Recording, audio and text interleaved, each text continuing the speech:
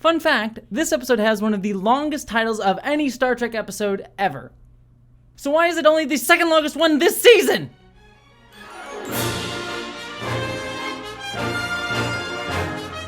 Hello interwebs and welcome to my ongoing retro review of every episode of Star Trek Discovery Season 1 that I'm currently doing in the lead up for the release of Star Trek Discovery's final Season 5 later this year.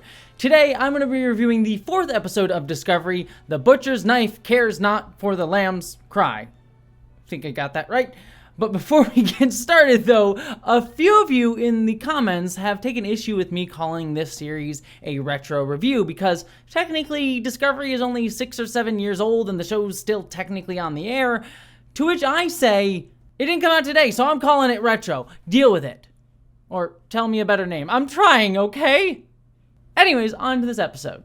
The Butcher's Knife continues my surprising rediscovery that early Season 1 Discovery is a hell of a lot better than people remember or give it credit for, because honestly this episode is genuinely excellent, most especially for its character arcs and thematics. That said, the episode does have a few minor issues that I know will become much more significant problematic trends for the series as we go along. But let's start with the positive. Don't know why I suddenly became British there. That's what we're gonna go with. Thematically, this episode deals with Thematically, this episode deals with two themes that are part of this season's overall dissection of fascism and authoritarianism: purity and use. These two themes are evenly split across the episode's two storylines, one that follows the Rel and Voq on T'Kuvma's old ship, and the other focusing on Burnham dealing with the tardigrade Ripper on the Discovery. Burnham's arc focuses on the theme of use versus selfhood. Like all the episodes so far, this one hones in on Burnham's sense that she can't live up to Starfleet's values after the Battle of the Binary Stars, shown brilliantly by her hesitation in wearing a Starfleet uniform at the start of the episode. This is mirrored, no pun intended, by our first scene with Lorca in this episode, where he's shown to be running the Discovery in a very authoritarian way, unlike many Starfleet captains that we've seen before. Literally the first thing he does is insult his subordinates and demand that they work harder, using the ongoing threat of war and violence as the reason to do so. And we get one chance to get it right. We'll do better next time, sir. It will be hard to do worse. Throughout the episode, we see him pushing people, demand that they work better, harder, faster, stronger to measure up to what he and the system expects of them, to be of use. If we're gonna have a chance of saving the Federation, everyone in it, we need the best weapons available.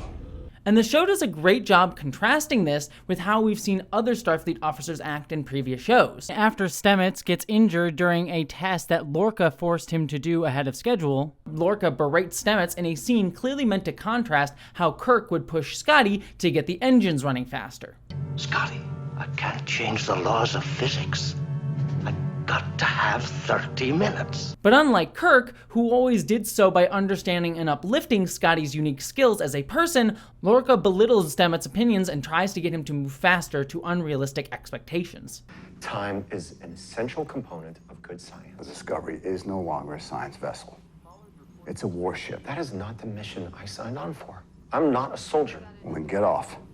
This scene is also where we get the infamous line where Star Trek mentions Elon Musk. How do you want to be remembered in history?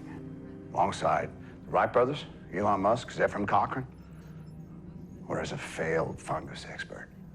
Obviously, this mention is meant as a homage to Elon Musk, who at the time this episode came out was seen as a hopeful space figure, but today we realize much of his work was, number one, not his own, just something purchased by him, and that he often pushed his workers to overwork themselves, burn out, and even endanger their lives, like he did when he forced people to work during the height of COVID-19 in factories. Not only that, but he's rooting space travel and a Star Trekian future by his continued corporatization of space, something that I actually spoke about in a recent video over on my main channel. So while this mention is regrettable within Star Trek, in a weird way, this call-out works within the themes of this episode. Not just because it makes sense given we later learn that Lorca is from the Mirror Universe, so maybe Elon Musk would be revered in the future of that universe, but it also goes to show how Lorca himself views the people of Discovery, workers that he can traumatize and overwork to get the results that he wants out of them. Indeed, we can literally see how his fascism leads directly to death within this episode. Right after Lorca traumatizes his crew by having them listen to the deaths of a mining colony that they could be saving in order to try to motivate them, lost Mine 4 and Mine 7. 210 souls, all gone. Particulate venting is offline. My team can't breathe. I don't know if anyone is listening to this, but if you are, goodbye. Lieutenant Landry, who has constantly been angry at Burnham for not finding a use for the tardigrade Ripper that Lorca tasked her to learn about, decides to shoot Ripper, leading to her death. I'm gonna lop off its claws so you can figure out what makes this thing so good at killing Klingons. I do not think that's a good idea. A ton of fans thought that this death was incredibly stupid within the episode, and quite literally it is. But I believe that the stupidity of her death is the point if you understand that the episode is trying to show that the pressure to live up to Lorca's timetable and expectations that Landry, given she so bought in on Lorca's fascistic exploitative line of thinking, must feel, thus causing her to endanger her life in order to get results. And if he needs us to make that thing useful in his war effort, that's what we're gonna do.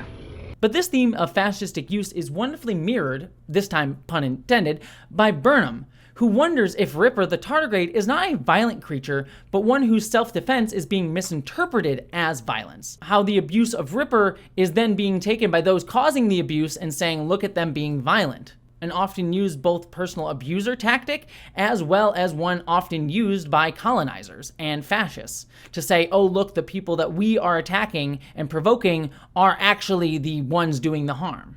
Indeed, Burnham shows herself not to be like Lorca because she tries to spend time not learning what Ripper's use is for the cause, but to learn who Ripper is as a species and individual.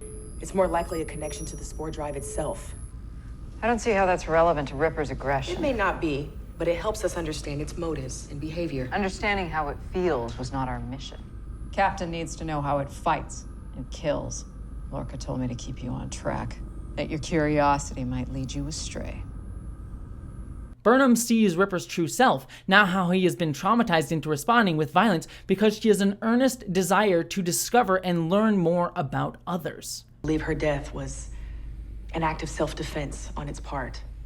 And now, based on your lack of threat response, I'm ready to submit that the creature's primary drive is not aggressive. A true Starfleet value of infinite diversity and infinite combinations and seeking to explore not just the universe, but ourselves. She finds that Ripper is a beautiful creature who just wants to hang out with mushrooms and speak to science, much like Burnham herself is. Damn. Not the mushroom thing. Maybe Burnham likes mushrooms, but no, not that. Burnham is someone who was traumatized and acted out in violence and became her worst self, and everyone blames and hates her for it. But in truth, Burnham is beautiful and wants to care for others, just like Ripper. She's not the worst thing that she's ever done, especially when the worst thing that she ever done was provoked out of trauma. But what I love this episode most for is how it complicates this theme in two ways. One is that we see Burnham still treats others around her like tools to a degree, as she does with Saru in one scene, causing Saru to liken Burnham to Lorca, because she only sees Saru as useful, rather than Saru as a person. You have not changed an iota, Burnham. Your contrite words were insincere. They were necessary. I was wrong to question your place on the crew. You will fit in perfectly with Captain Lorca. And secondly, we also see Burnham's empathy for Ripper then becoming a tool for Lorca to use, torturing Ripper to use the creature as a weapon of war. I'm sorry. It showcases how fascists will use empathy to continue to traumatize rather than reciprocate or react in kindness. Overall, this episode is a really excellent look at how fascist states and authoritarian power, using Lorca, only see people as objects for use, tools, and not something to uplift. And the way to fight back against fascism is to see yourself as a full person and fight to see the personhood of others. All this is nicely buttoned up by JoJo's will at the end, where JoJo tasks Burnham to see those in her care as people, causing Burnham to question herself further given how Ripper was treated despite of, or in fact because of, her discovery of who he was. Take good care, but more importantly, take good care of those in your care. The other theme of this episode is the idea of purity within fascist politics, with fascism being all about purity not just in blood and race, but also in devotion to the cause. We see this here with Voq and L'Rell, who both try to uphold T'Kuvma's purity of mission of remain Klingon, which itself is about the purity of race. but this leads them to be starving on their ship after the Battle of the Binary Stars because no one wishes to come and care about them because they actually haven't built lines of solidarity. Voq even pushes back against using any Federation technology to repair his ship, as it would be blasphemy.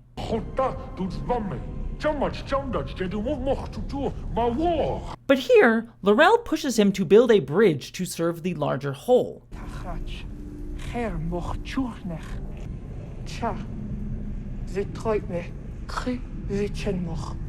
Yet L'Rell, who indoctrinated as she is by Tacuma, doesn't realize that this is actually hypocritical to her Remain Klingon rhetoric. This, in many ways, shows the hypocrisy of fascistic thought. The seek for purity is not actually possible and is also self-destructive.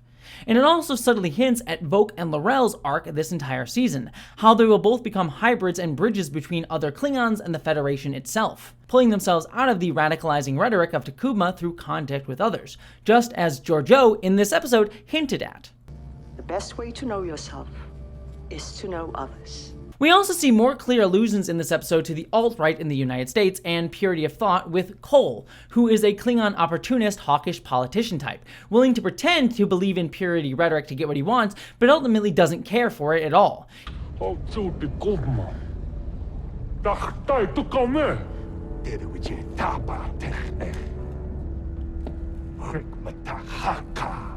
He's just willing to give Takuma's followers food so that he can make them his soldiers and take advantage of them to become the leader of the Klingon Empire. Yet he, like specific right-wing political figures, doesn't care about his base or his beliefs.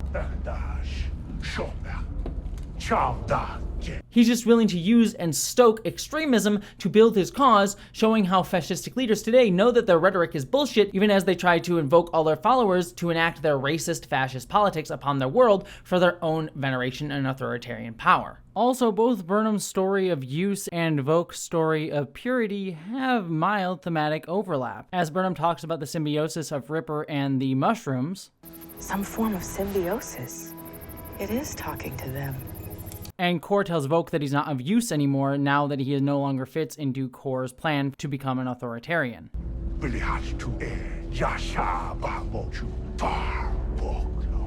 So that's the bulk of this, but there's a few other small things that I want to mention throughout this episode. First, the Klingon spacesuits are the coolest fucking looking thing ever. I love them. Also, this is the episode where they mention that they literally ate Georgiou's body, which is nasty. But oh so Klingon, honestly. Also, speaking of, it's really cool to see new uses or views of classic Star Trek technology within Discovery. There's one moment where we see molecules forming within a replicator and also a hologram being used as a mirror. That said, holograms and replicators aren't supposed to exist in Star Trek for another 100 years, so canon Star Trek cops will and did get angry, but I love it though. Also, we start to see in this episode the romance between L'Rell and Voq get started, and while it's actually not badly portrayed here, considering the sexual violence themes that it will touch upon later, I'm just not a fan at all of seeing it in a rewatch. Speaking of though, Mary Chieffo is fantastic as L'Rell. She does a great job displaying how L'Rell likes to say she's this shadow player, as many women often are told to be and not seek power, but in actuality has good ideas and is someone who can be a leader once she gets past the radicalized bullshit of seeing herself as subsuming to the men around her like an indoctrinated waspy wife. On a negative note though, we do get Stamets and Culber, who are revealed in a later episode to be husbands for the first time in a scene together in this episode. However, neither actor plays the scene with any warmth towards each other that I would expect from two lovers. Frontal lobe is overrated. It only contains memory and emotional expression. It's completely unnecessary. Well, I'll save it. Just in case you might want to have a feeling one day. Gentlemen. And it's clear that the actors were asked to play it distantly in order to hide the later reveal that they were husbands, which I really don't like. It's using queerness as a twist reveal rather than just letting queerness naturally exist, highlighting and underscoring queerness as something other or unexpected. It's very otherizing as a queer person watching the episode. This also hints at Discovery's growing tendency, especially in season 1, to constantly have surprising twists about characters that cause us, the audience, to not be able to invest in them fully because we don't know who they actually are. It's the same problem that the first season of the Lord of the Rings of Power show had, where many characters were just mystery boxes whose true motivations were revealed at the end of the season, meaning that the entire characters that we had come to know throughout the series so far were not real, and the show telling us that we never should have invested in them in the first place. or we were never given enough characterization about them to be able to invest. It speaks more to a desire to trick and surprise the audience and show how smart you are, rather than telling us a story that we can get emotionally and intellectually invested within. Thankfully, that's not all of Discovery, but it will occur several times throughout the season, and it's worth mentioning it here, because this is the initial seed of it. And this speaks to a degree how fascists want you to shove yourself out and not have any interior life, as we see in the storyline with Burnham, but it also makes for a story that, down the line, is going to make it harder to invest in some characters. Moving on though, Tilly and Burnham slowly bonding in this episode is also terrific, and I also like the very subtly warmer and brighter lighting in this episode compared to last episode, as well as the darker lighting that we see with scenes with Lorca in them. He literally, both in-universe and out-of-universe, sucks the light out of a room with his fascism. It's a really effective visual metaphor that I really wish hadn't become a dumb mirror universe eye twist later on. But overall, this is yet another great episode of Star Trek Discovery, and one that continues to build upon the ideas that have come already so far in this show. But those are my thoughts on this episode of Star Trek Discovery Season 1, The Butcher's Knife Cares Not for the Lamb's Cry. What did you think of it though? I'd love to hear all your thoughts down below, and don't forget I'll have another review next week, and don't forget to subscribe to this channel, or check out that video that I did on the corporatization of space and Elon Musk over on my main channel with the wonderful Dr. Aaron McDonald, who is actually the scientific advisor for Star Trek Discovery. But beyond all of that, I hope you all take care of yourselves and live long and prosper.